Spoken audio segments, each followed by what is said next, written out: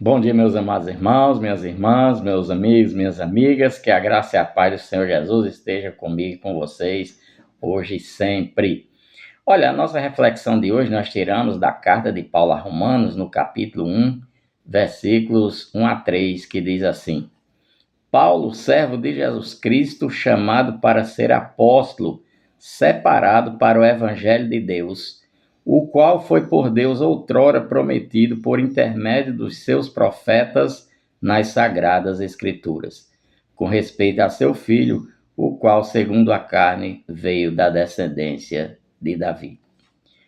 Meus amados irmãos, minhas irmãs, meus amigos, ontem nós falamos aqui de intimidade com o nosso Senhor Jesus Cristo.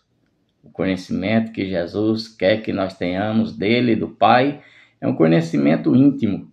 E eu falei aqui que o nosso conhecimento, nossa intimidade com Jesus, com o nosso Deus, o nosso Pai, ele vem através de uma vida de oração e de uma leitura bíblica constante. E nesta manhã, meus amados irmãos, minhas irmãs, eu queria trazer para vocês a importância das Escrituras Sagradas.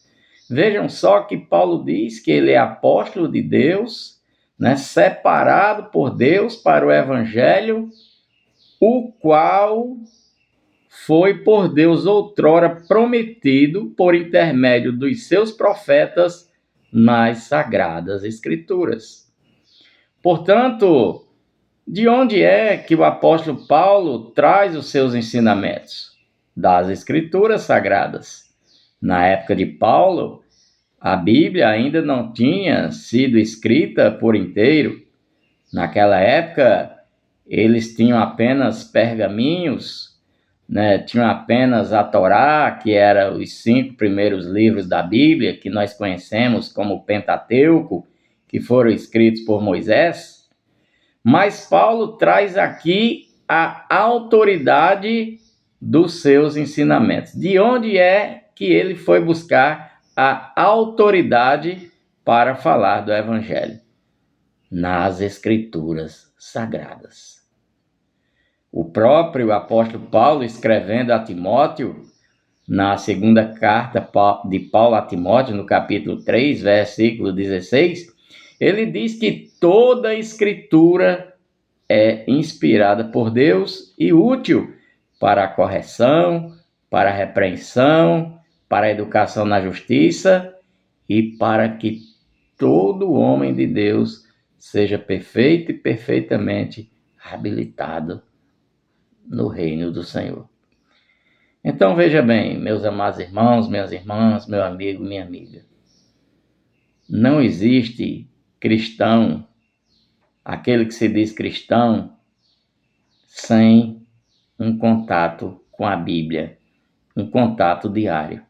E eu não estou falando aqui de ler a Bíblia como se lê aí uma revista ou um jornal, não.